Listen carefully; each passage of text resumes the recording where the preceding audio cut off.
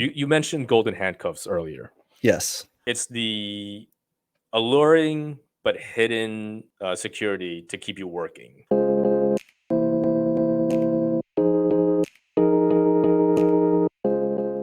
All right, guys, we have Kevin Mendoza back for the third time. We should just call this catching up with Kevin. And so, of course, he's in his role that isn't new anymore because he's pretty much like the lead guy there. We're going to catch up with work, life, and everything in between. Kev, what have you been up to, man? Working, or barely working, should I say. This new gig is like a day and night difference from what it used to be at our previous job. Mm-hmm. So much so that I almost feel guilty that I have this because I'm getting paid this much to do next to nothing. Actually, nothing would be more than I'm doing now. and that's because of, so for the background, for anyone that's listening for the first time, Kev is a electrophysiology technician, but he's also certified RCES, right? Registered Certified Electrophysiologist Specialist. Yeah. Okay, so that was the reason why you left our place, because the opportunity presented itself. Once you get the certification, you're supposed to get a certain amount of pay. That didn't happen. You went searching for another job that will pay you your worth after the certification, and that's where you're at now. Yes. And I'm loving it.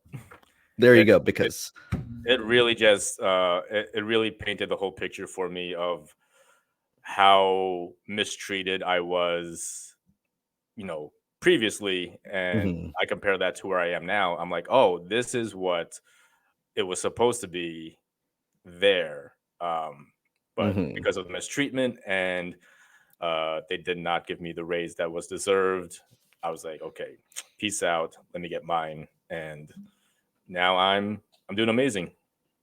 And we always talk about it. We're like, there's actually a management meeting about, we brought up how come we haven't had a new tech in, how long has it been? 6, 7? It's going on the 5th month right now. Yeah, we haven't even we just interviewed someone on Friday. That's wild. Y'all had people lined up, even before I left. You guys had people in the back pocket, and people are just not stepping up to take the initiative to start that process. Yeah, you could see it in the guys' faces that they're just like, wow, I can't be doing doubles every day, 3 times a week. Bro, we're doing 16-hour days. And then finally it came to the point where everyone's tired, and people are calling out or whatever it is, and then oh my god, we do have to hire someone because we lost a really good tech in you. And that was that. And then there's no replacement. And so we brought up, there was a meeting, and we brought up what's up with the tech position. And then they're saying some crazy stuff, some crazy BS, saying maybe I shouldn't be saying that if they watch this, but they're like, oh, it's HR's problem, saying whoever becomes a tech needs to have some sort of EP experience or cath experience. And then that's when I brought up, I was like, oh wait, I was like, wait, you said what? And then so I first brought up, even one of our other coworkers brought up, she pointed out a few people, they came from housekeeping, right, or the other 2 came from being PCAs, another one anesthesia tech. And so bro, I came from outside the hospital.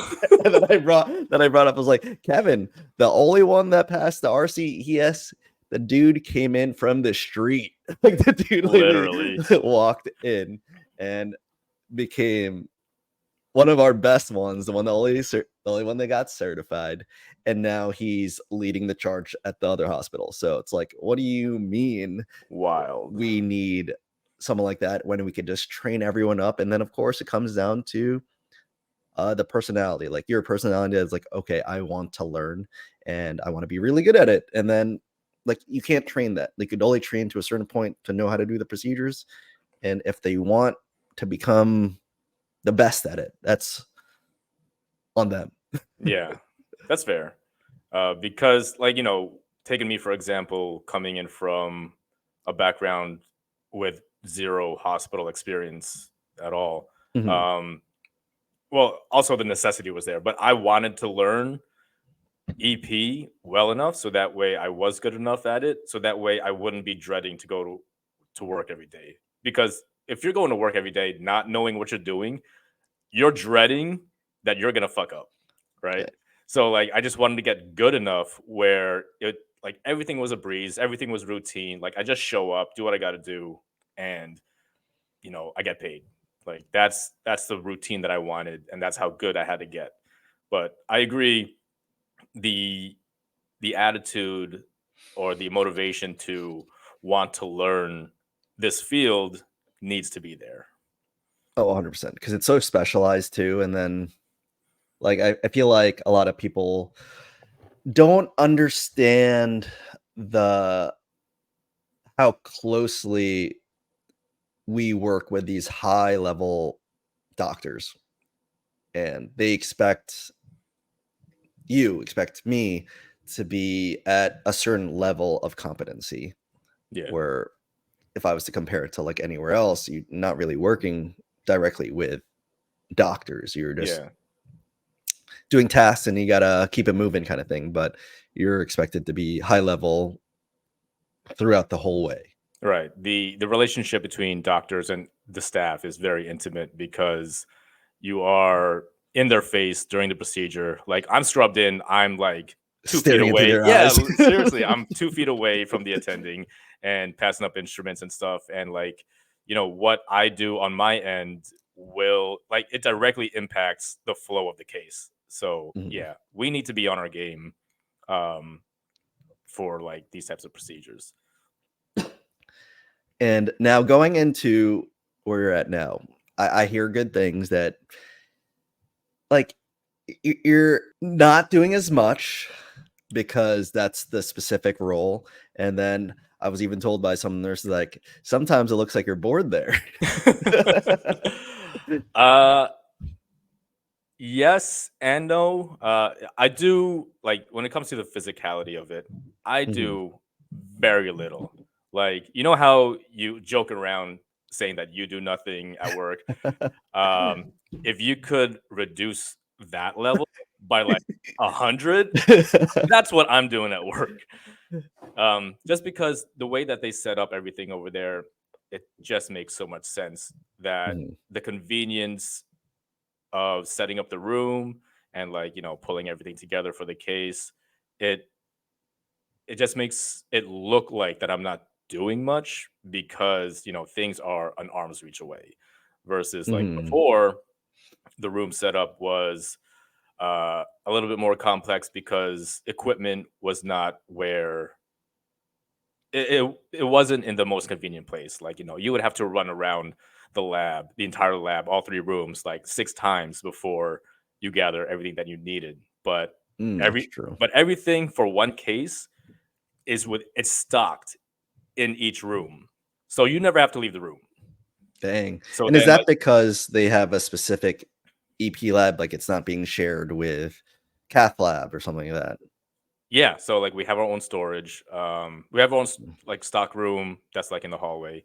And then each room itself has their own like big ass closet where they keep like all the Oh, all the catheters, all the cables. So like you're never running out of the room to like grab something. You just take 2 steps to the left and it's right there. Then you can just pass it up immediately. So then in that sense, the physicality is drastically reduced when compared to the previous job. And also my role now is more so staring at the screen, keeping an eye on the electrograms, and like doing pacing maneuvers for the study. So I'm in a chair pushing buttons majority of the time, and I don't scrub in for device cases. I kind of don't. I don't scrub in at all. I only scrub in when I feel like I'm bored enough to scrub in because the nurses need help. They want to leave early, so taking that mentality from Sinai, scratch it's that. okay. So taking that mentality from the previous job, where I want to hustle in order to get everyone out on time. I scrub in and help out, but by no means is scrubbing in required at this place for the techs.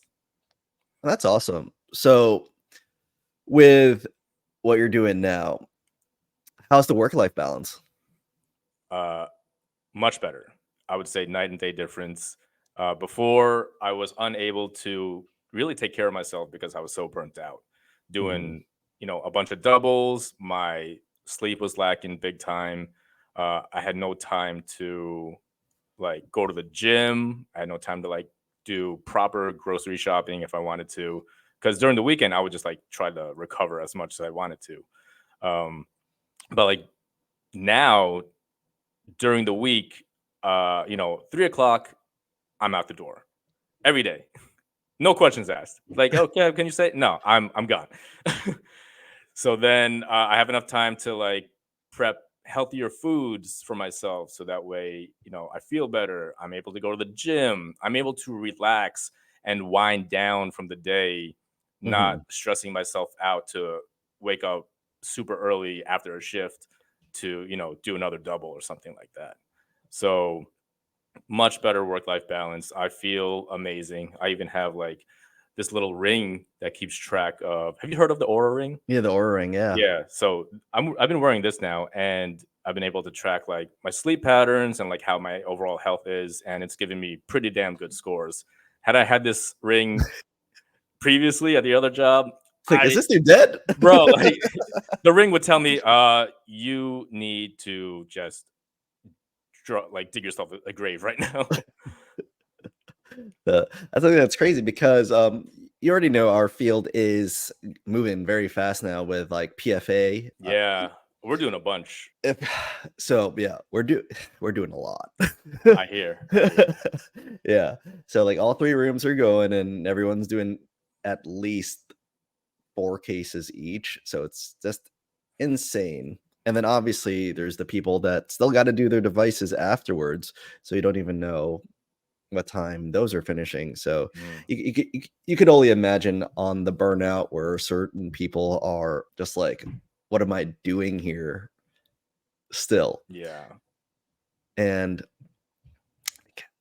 I don't know.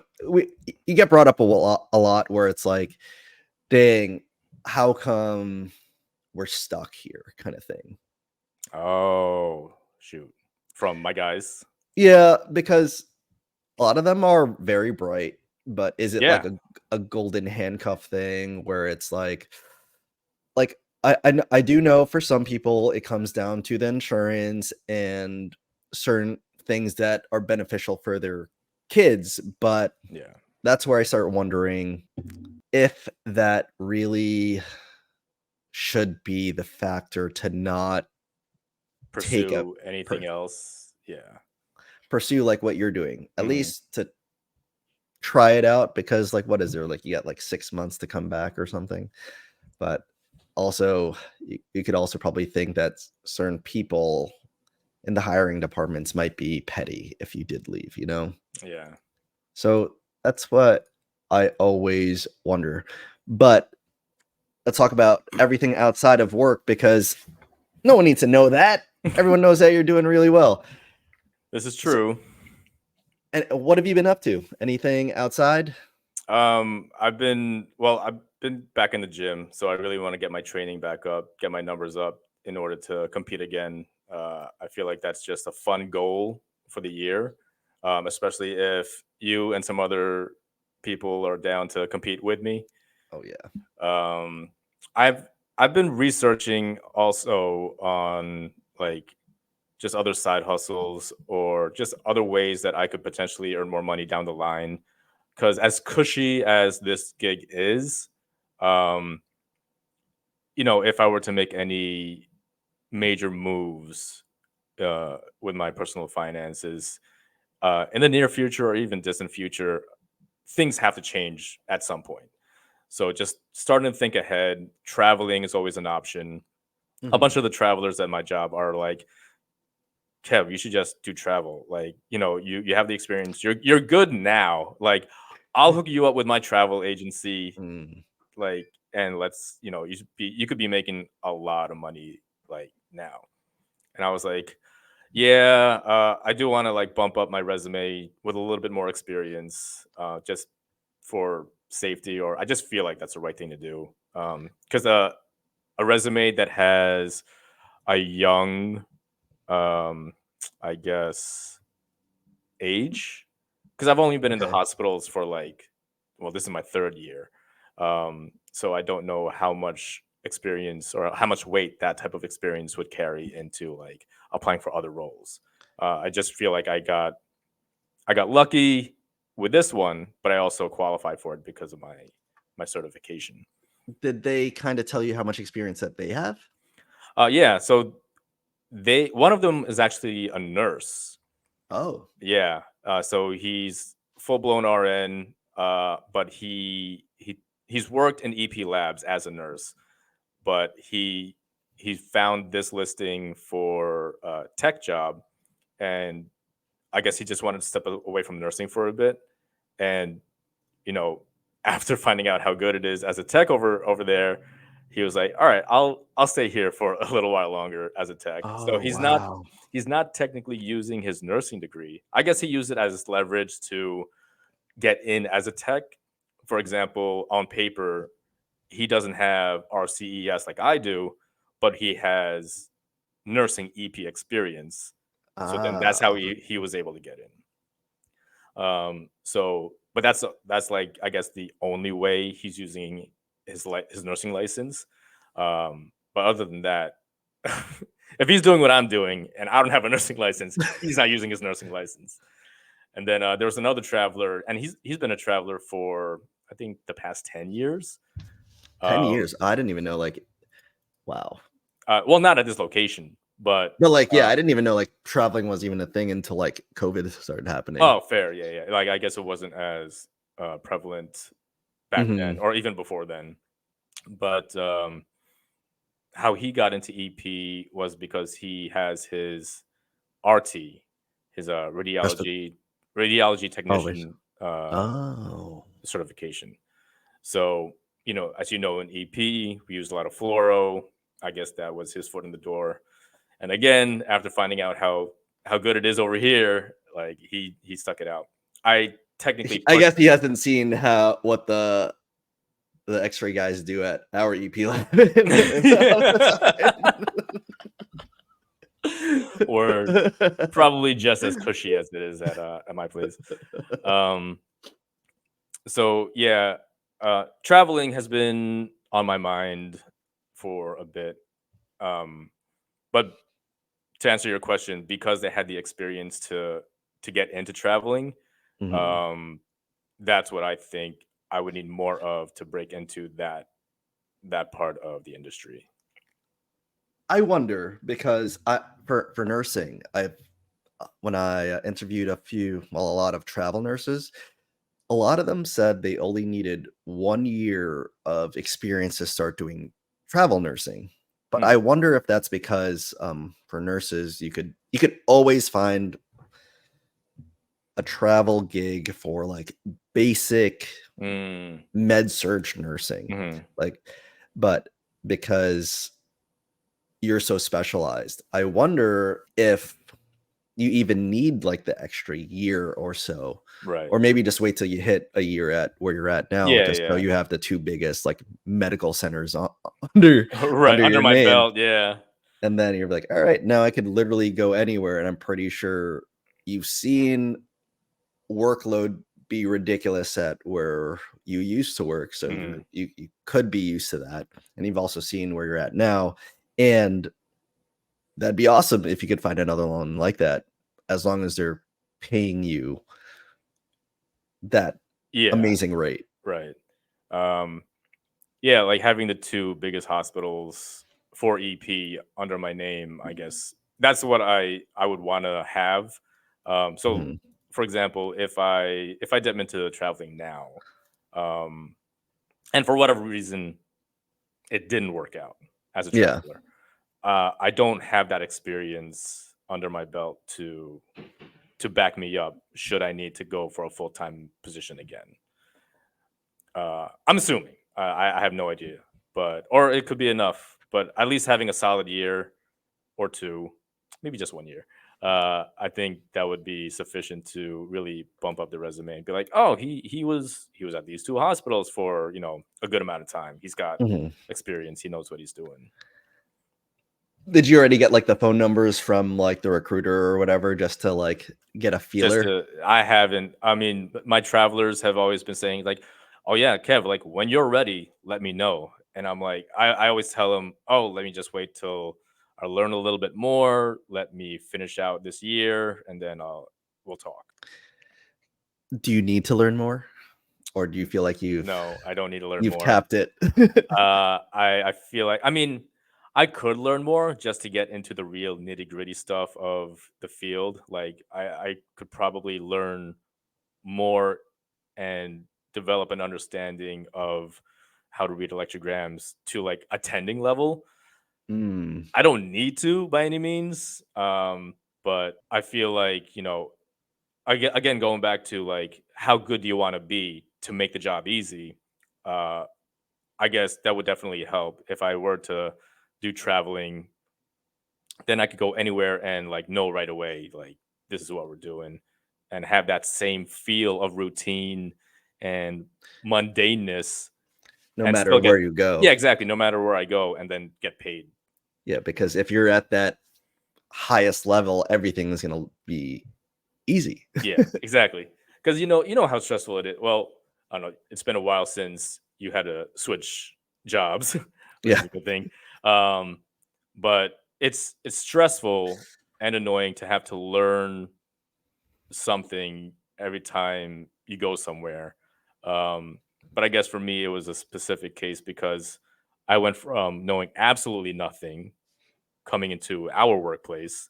Mhm. So that was really stressful. And then now I took that knowledge and transferred it over to where I work now.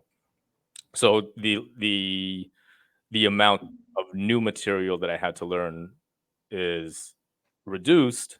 So it wasn't as stressful. I really just had to know the layout of the facility and like get the rapport in with the doctors. But it, to my point, if I just knew everything at expert level, going anywhere should be a breeze. That's solid. Like like I already talked to you about like, oh, optimize the LinkedIn because I just started getting random DMs on LinkedIn, which I didn't even know you could do because I just started looking at my LinkedIn after 10 years the last time I made it. I was like, oh, let's just put all of my information on here and just see what happens. And then I talked to a lot of people saying like, oh yeah, you could just put all your information on there and then you could optimize it better, which I'm not exactly sure Mhm. how to, but then I'm sure for your specialty, I'm sure it's a need. And then I wonder if monetary wise, before you even like have kids, I wonder if it could be like a 1099 work versus a W-2 or something like that, just to see if you can make more money Mhm. or figure out ways on that end. Because I'm sure, like you said, the travelers that you're working with are probably making a ridiculous amount. Yeah, they're making a ridiculous amount, and when you consider what we do, um, it's like it almost increases its value. Have you heard? Mm. Because I saw a meme at one point where uh, the guy was like, it's an employee, and he's like, "Oh, they're not giving me a raise, so I'm gonna give myself one by working less." So the relation of how much work you do for how much you're compensated um, could be adjusted so that what you're getting paid is exactly the amount of work that you put in.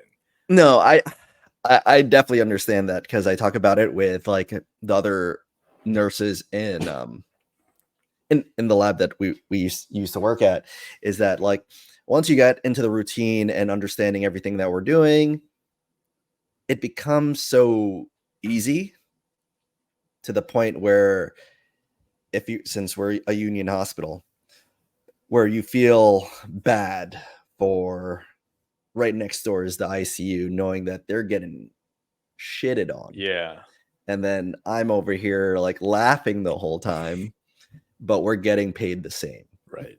So it's like like they're gonna go home super tired. I'm gonna go home with stories to tell. Yeah. that's like funny stories to tell. So like I definitely understand that. And then like for you, and then knowing that, like you said, the you're getting paid more by doing less, same amount of hours, not doing as much work, but since the pay is the same, then it's like, oh, I gave myself a raise because I gave myself less work to do. and that's huge too, because like a lot of people always just want to look at numbers, like numbers. Yeah, How high is it? But is it worth the stress? Is it worth the anxiety? Is it all of that comes into play to a point? I agree. And I think that was huge for me. My tail end of working with you at our hospital. Mhm. Um, uh, because of the burnout, I was really starting to question, like, okay, I shouldn't complain because I have a union job that makes X amount of money, and numbers wise, I'm doing very well, right? Can't complain. Yes. But then there's also the well-being aspect of you know working and living and staying alive.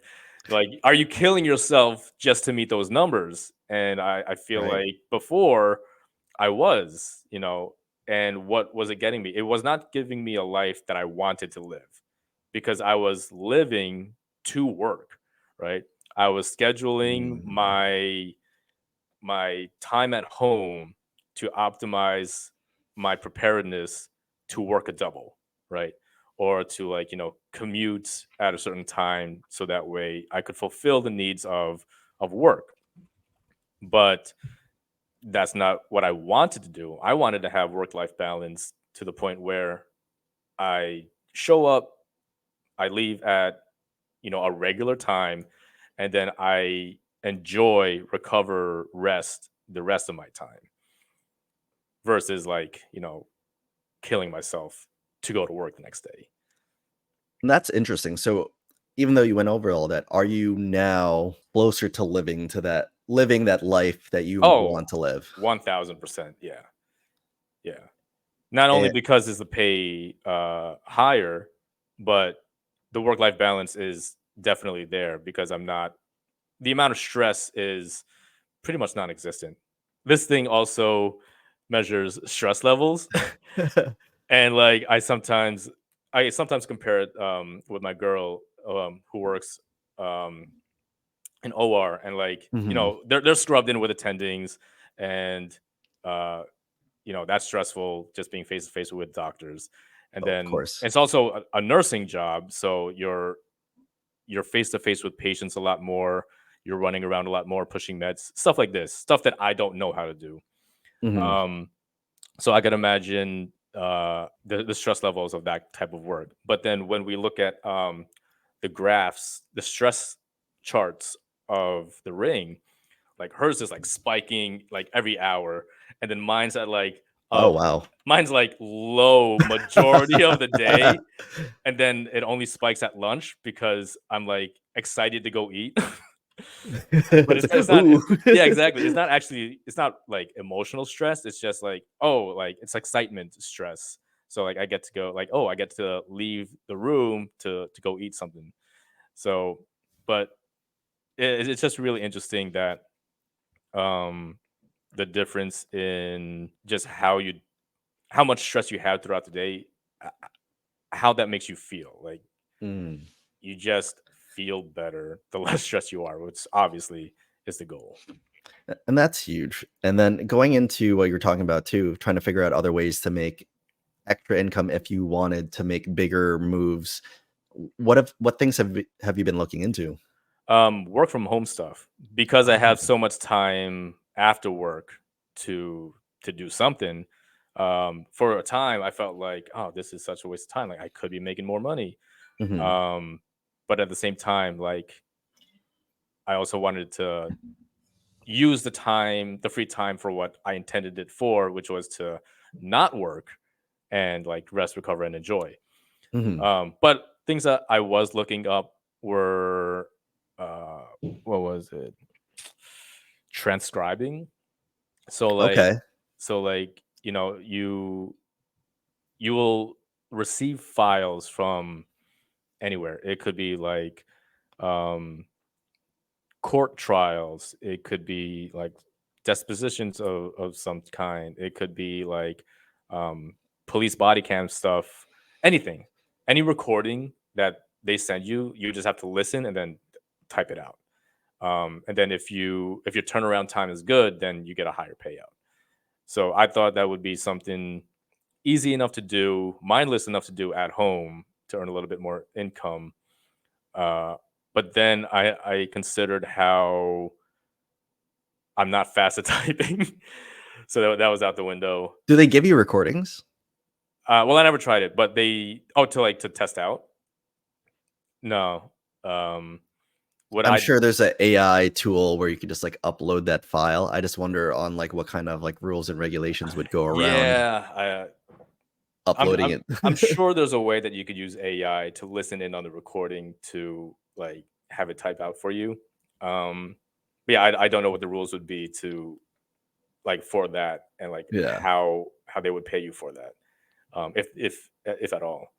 Um, Other things I looked up were uh, like medical. What's it called? Medical coding is Oh also yeah, that's huge. it's also a work from home job. And I had to look up what it was because you hear medical coding, and what do you think of? Do you know what it is? I think of all the coding for insurances Oh, okay, so you and don't know what medical it is. products and all that. Yeah, yeah. Yeah, yeah. So that's exactly what it is. You receive like the billing info from the hospitals, and then you have to code it numerically in a way that the insurance companies can understand, so they could like pay each other out or something. That one you need a certification for, which I Mhm. looked into. Um, it doesn't seem too daunting, uh, but then I was looking at entry level salaries, and it's like, again, the balance between how much you want to work versus how much you get paid. And I'm like, all right, not only would I have to get another certification and educate myself, spend all that time and effort doing that, but then the starting salary at least is like not worth it. Especially for the time that if it's part-time too, the like the amount of hours you'd be having to do just to make a significant amount, I'm guessing, Yeah, isn't I mean, if I was doing it purely for numbers, I would. But and the whole reason why I left our previous job was to have more time. But and I not get don't. wrecked. Yeah, but I necessarily don't want to spend that time working for the sake of increasing my numbers. So what other like are there any like side hustles you were trying to think of like outside of Working from home. oh well like anything other than isn't medical that requires a certain amount of hours where you could just be more entrepreneurial? I haven't explored that side yet. And I've been thinking about this a lot lately. The whole like entrepreneurial endeavor side of increasing your wealth. Uh, Mhm. I've been questioning, like, is that what I want for myself? Mm. Because I look back to when I was passionate about fitness and passionate about camera work, and when I was doing those things for income, uh, the business side of everything is what really turned me off. And I think we could both agree that some people are wired for business and some Mhm. people are not. Even though all the skills in business can be learned, it's just a matter of, does one have the personality to thrive with those skills in order to make it successful. And just looking back at my past uh, entrepreneurial endeavors, I'm like, yeah, I was like super passionate about the things that I love to do.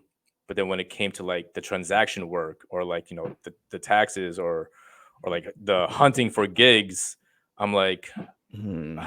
I just questioned real hard. Like, do I like this? Do I love the passion enough to tolerate the business side of it? And like, does the income justify that kind of work? And I don't think I have it in me anymore. Mhm. Maybe when I was younger, and more passionate about it, then I would have stuck with it a little bit longer. But now that I've been burnt out through working at the hospital, and I value more my time versus just increasing the number in my net worth. That's what I feel like, at least in the moment, that's what I want to prioritize.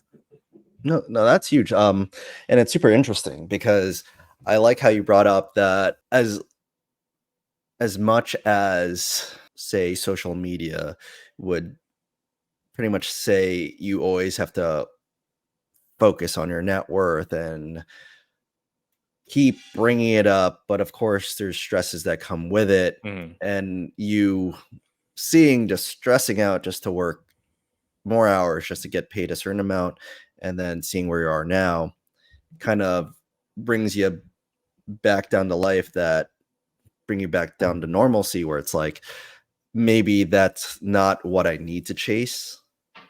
That even though everyone is pushing everyone else to chase, like, oh, you need to build that American dream Mhm. of owning your own business and being uber wealthy, whereas a lot of people forget to remember just to be happy or learn to be happy with what they have currently, which is tough because obviously I'm always doing a ridiculous amount of entrepreneurial stuff. But what I was going to go into is, since you have so much knowledge in the EP field, and like you already started doing it a little bit on TikTok and educating, I feel like if you're not burnt out from EP electrophysiology stuff, obviously it takes a while to get a following because it's such a niche field. Mhm. Is that something you could see yourself fully diving into on that like off time to like really just like pump out videos? Because it's something you already know. It's something you could do basics all the way up to specialty, and then Mhm. eventually build out like the stand store where you don't have to actually actively find sales, where you can just be like, I have a course on how to teach EKGs, or I have a course on how to do this. Buy it. Mhm. Yeah, that is something that initially, when I got the certification, that's what I thought that I was going to do. Like, you know, pump out educational videos in order to help people like me pass the RCES and then transition into a better situation, get more pay, and overall just have a better life.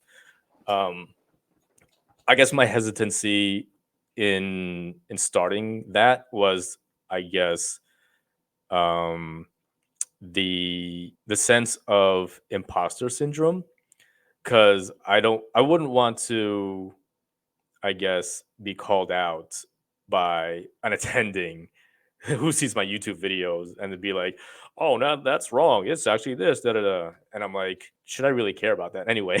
Hmm. Thinking about it just now, I was like, who the fuck cares? Yeah. But yeah, also I really am just enjoying my time not working so much. So that's also that's also just pushing that whole project further back. Um, I guess it's because this is interesting too, and I thought about if this is what is happening. You mentioned golden handcuffs earlier, Yes. um, and I asked when you mentioned that the first time, like maybe 2 weeks ago to me. I actually had to look that up, and it's uh, it's the alluring but hidden security to keep you working, or something to that effect, Yeah. right? Yeah. So like, if a job pays you well enough that you don't want to leave, but the conditions are bearable enough where um like you wouldn't want to leave, then it's like, okay, you'll do it forever. Yeah. And then hence the handcuffs, like you're stuck there.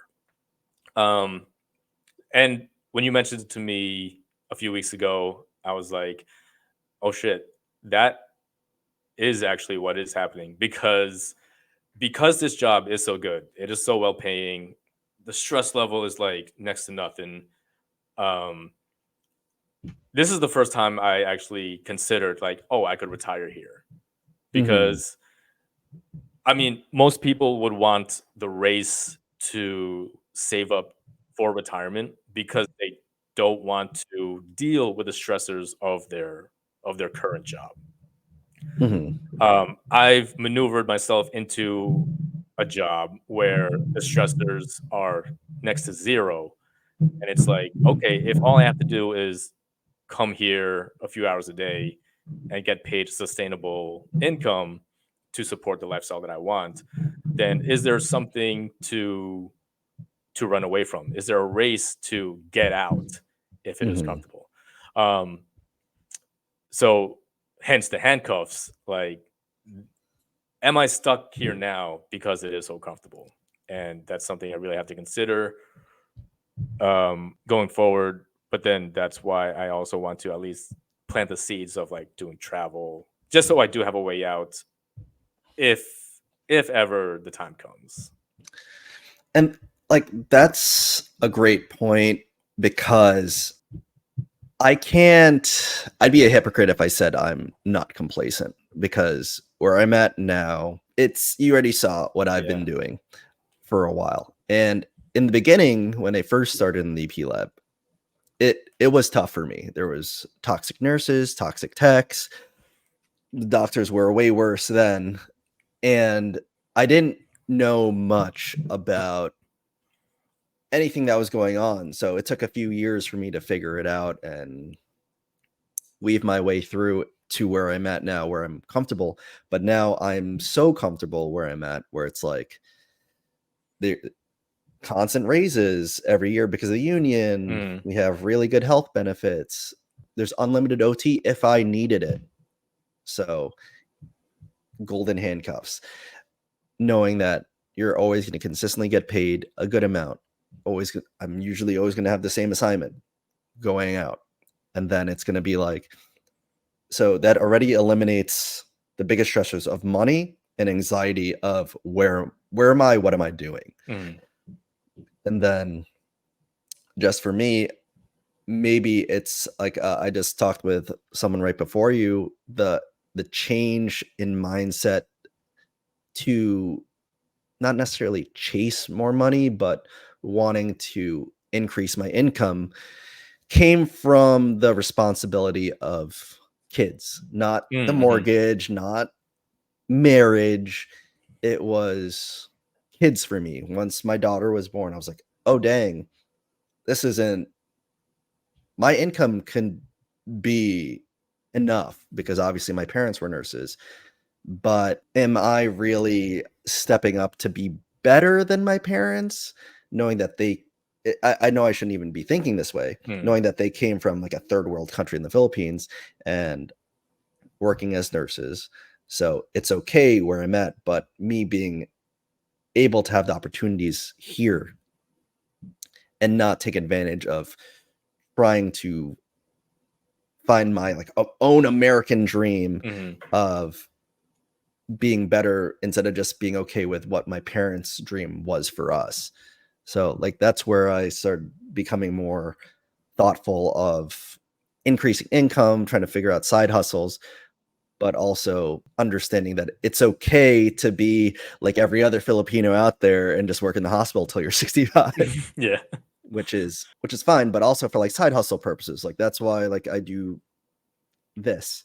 I'm not hardly making any money off of doing this, because I feel like this is fun, the conversations, and eventually hopefully it catches on. But for work purposes, like, I'm just like you. I don't want to have to work hard for a secondary income.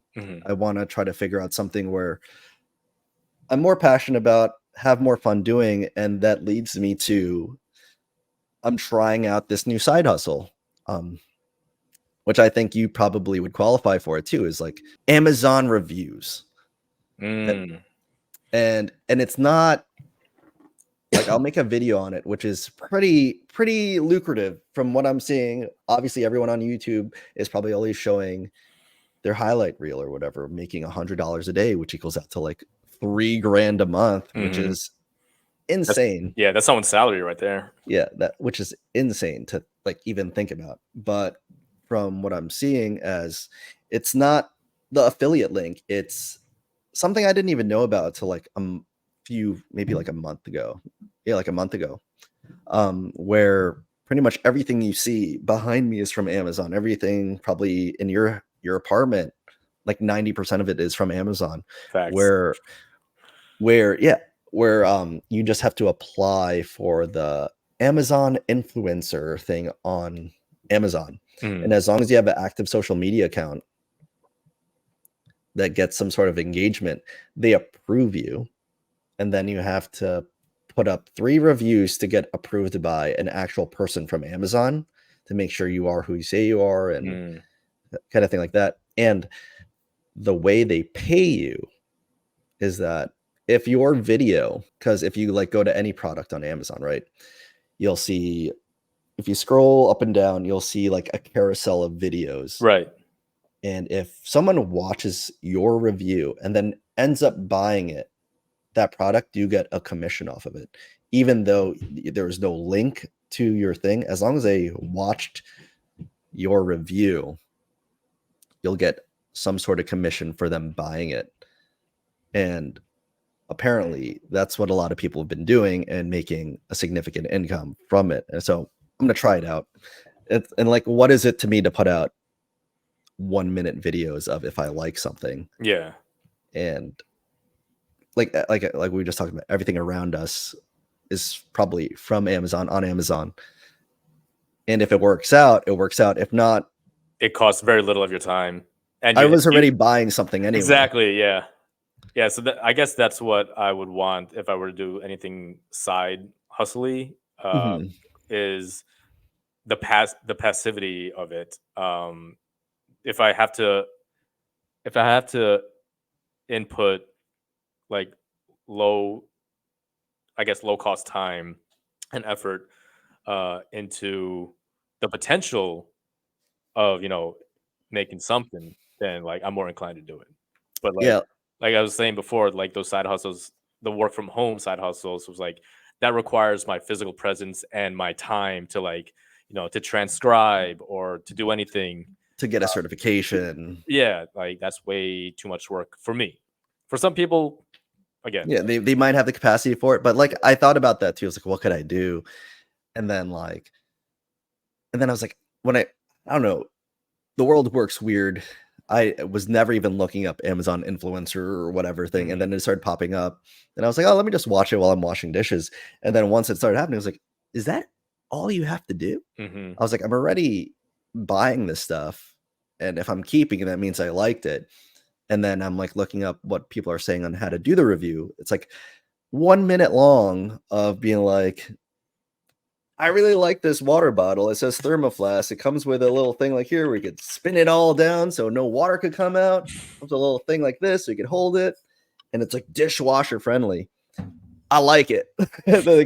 And then like that's what people were showing on YouTube. And then I was like, and that's all you have to put. And then and it doesn't even matter if the person liked your video, as long as they watched it and then bought it within like Oh, a so certain time frame. if your video shows up at any point in the carousel, because that carousel of videos is not is from everyone, right? It's from Yeah. all the reviewers. So if you pop up somewhere in there, even for like a second, or I don't know what the time threshold would have to be in order to qualify, for a commission. But if you just show up at any point in their purchase, you get a Yeah. commission. As long as they clicked play on your video, you're going to get some sort of commission if they end up buying that product within a certain amount of time frame. And I was like, what? Interesting. So, and like there's like a few people, I've messaged a few of them on Instagram, and I asked them like, all right, break it down for me. And I guess people will break down certain things if you have a decent following. I guess like 6,000 is enough for people to be a little bit more truthful. And they're like, yeah, like you start off really slow, but the more you put out videos on there, the more passive it gets. Like a lot of them said, like for the first month or 2 months, they had like $0 in the commissions. But the same thing with like, I guess like a YouTube algorithm. The more you post, the more active you are on the platform, they're going to be like, okay, they're reviewing, like they said you could upload 15 videos a day. So, they're uploading 10 to 15 a day, and they're products that are somewhat searched for. So let's start putting them at the top 3 of the carousel. And then and they said after that second month of them getting like $0, they all of a sudden started getting like 20 to 100 to 300 to $400 in like a day. And then I was like, yeah. And they're like, yeah. So like the goal was like, a lot of them said like this was like their part-time, with their side hustle, where it was like they treated it like a full-time job to get to like 1,000 videos of the most searched things, just so their face would pop up on those products. And then they said over like a year, some of their videos that they posted in the beginning of the year are getting them money still now. I was like, wow, that seems pretty solid for something that, if you're only taking like 30 minutes to do videos, because like even in the outline for Amazon, they don't want too many edits. They want it to look as authentic as possible. So I'm literally just like on holding my phone, your phone, POV it, or I'll put it on the tripod and I'll have the thing in front of me, so you actually see me holding it, and I'm like opening the box and all that. Yeah, like they want the least amount of cuts as possible to make it seem like a real person was doing it. Yeah, and I was like, damn, that's really easy to do. So that's like a thought process that I would think, if I were you, if you wanted to look into that, that'd be solid. Yeah, I feel like for a side hustle, I would want it to be, I don't know what you call it, something that's equivalent to royalties, where or digital product, I guess, where you make something one time, but then from repeated views or repeated sales, it keeps making income.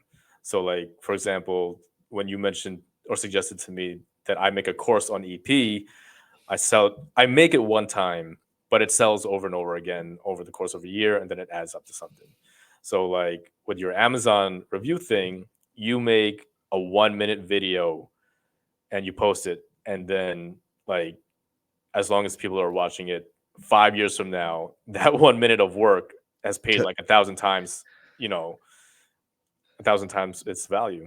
Yeah, I'm hoping it really works out, because if that's the case, because all the people on YouTube are saying like, you don't need to go out and buy products when your whole house is probably full with Amazon stuff. Just look around and just do the videos on all the stuff that you have, because you never know what someone is looking to buy. And then when you have exhausted all the stuff in your house, that's when you could purchase something.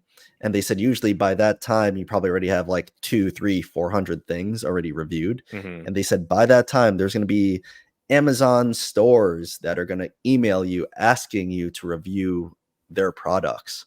So they'll either be sending you stuff for free, and then so like almost like a sponsorship deal. Yeah. And the thing is, so I forgot to tell it, like you don't have to have bought the thing to review it for the video. Like, you just need it. You just need it to be able to be bought on Amazon. So like, how you could only do a 5-star review, or for whatever, you could only type out a review on something that you bought. For the influencer program, they allow you to put videos on any product that is available on Amazon. And then once you're approved, you automatically get put on the product's carousel. I was like, wow, that seems easy. Very, very low cost, low risk, because a lot of people said like, a lot of the YouTubers I'm like watching are saying like, after I did all this stuff in my house, I went to like my brother or my sister's house. Or if you want the bigger commissions, because obviously the more expensive something is, right, the bigger the commission you get. Right. They said they'll go to an Airbnb when they do like a family vacation, and then just start reviewing everything in the house. They said there's like, I didn't know it was an option on the Amazon app where there is an Amazon lens, and then if you like point to something, it'll tell you if it's on Amazon or not. What? I was like, what? Wild. I did So not know they're- that either.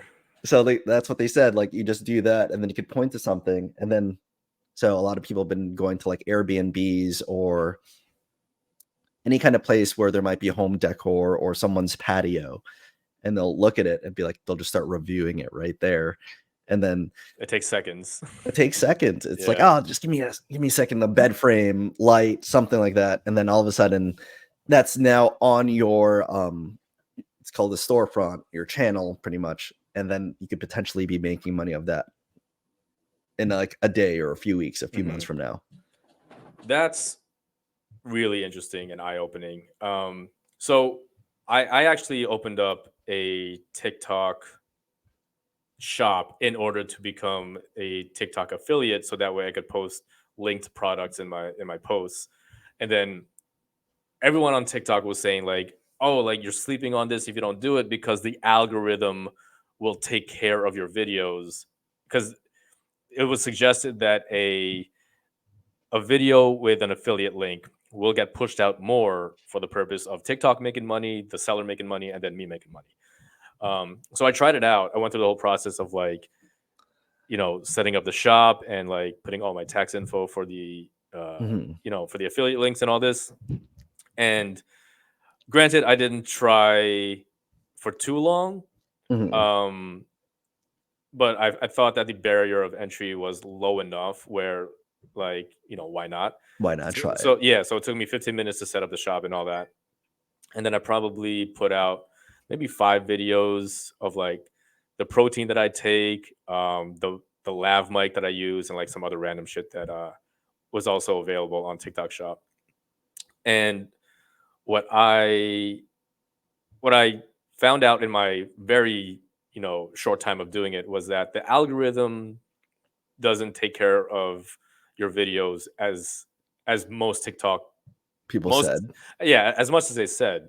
And I thought that was like just a little bit discouraging, but also I didn't try very hard, so like I can't blame anyone but myself.